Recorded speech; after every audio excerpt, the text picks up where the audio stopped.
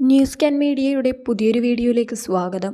ക്ഷേമ പെൻഷൻ വാങ്ങുന്ന ചില ആളുകളുടെ വീടുകളിലേക്ക് നോട്ടീസ് എത്തുമെന്ന് സർക്കാർ അറിയിച്ചിട്ടുണ്ട്. അതായത് നമ്മുടെ സംസ്ഥാനത്ത് ക്ഷേമ പെൻഷൻ അനർഹമായി വാങ്ങുന്നവരിൽ സർവീസ് പെൻഷനറോ അല്ലെങ്കിൽ സർക്കാർ സർവീസിൽ ഇരിക്കുന്നവരോ ആണെങ്കിൽ അത്തരക്കാർക്കാണ് കാരണം ബോധിപ്പിക്കൽ ഉൾപ്പെടെയുള്ള നടപടികളുള്ളത്. അതോടൊപ്പം വിലപിടിപ്പുള്ള ആഡംബര വാഹനമുള്ള വീടുകളിൽ പെൻഷൻ വാങ്ങുന്നവരുണ്ടെങ്കിൽ അവരെയും പിടിക്കുന്നതാണ്. ഈ രീതിയിൽ പിടിക്കപ്പെടുന്നവർക്കാണ് പിന്നീട് കാരണം കാണിക്കൽ നോട്ടീസുകൾ എത്തിച്ചേരുന്നത്.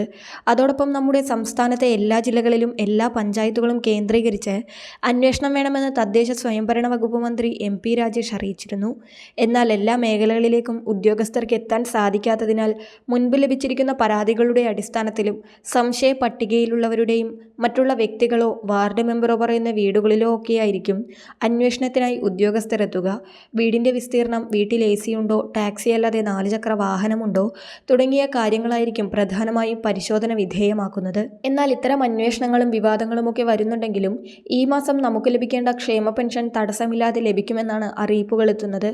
2 മാസത്തെ തുകയായ 3200 ഈ ഡിസംബർ മാസത്തിൽ നൽകുന്നതിന് വേണ്ടിയാണ് സർക്കാർ ശ്രമിക്കുന്നത്. 1 മാസത്തെ കുടിശ്ശിക തുകയും അതോടൊപ്പം ഡിസംബർ മാസത്തെ തുകയും ചേർത്തായിരിക്കും വിതരണം. നവംബർ ആദ്യ ആഴ്ചയായിരുന്നു അവസാനമായി സംസ്ഥാനത്ത് ക്ഷേമ പെൻഷൻ വിതരണം നടന്നത്. പിന്നീട് നവംബർ അവസാനമാകുമ്പോഴേക്കും വിതരണം ഉണ്ടാകുമെന്ന് ചില വാർത്തകൾ എത്തിയെങ്കിലും വിതരണം നടന്നില്ല. അതിനാൽ ഈ മാസം 2 ഗഡു വിതരണം ചെയ്യുന്നതിന് വേണ്ടി 3000 കോടി രൂപ സഹകരണ സംഘങ്ങളുടെ കൺസോർഷ്യത്തോട് സർക്കാർ ആവശ്യപ്പെട്ടിട്ടുണ്ട്. ക്രിസ്മസിന് മുമ്പായി തന്നെ 2 മാസത്തെ തുക വിതരണം ചെയ്യുവാനാണ് സർക്കാർ ശ്രമിക്കുന്നത്. ഡിസംബർ 20-ന് മുൻപായി തന്നെ വിതരണം പ്രഖ്യാപിച്ചേക്കാനും സാധ്യതയുണ്ട്. കൃത്യമായ തീയതി വന്നാലുടൻ ചാനലിലൂടെ നിങ്ങളെ അറിയിക്കുന്നതായിരിക്കും. ഇൻഫർമേഷൻ നിങ്ങൾ മറ്റുള്ളവർക്ക് കൂടി ഷെയർ ചെയ്യുക.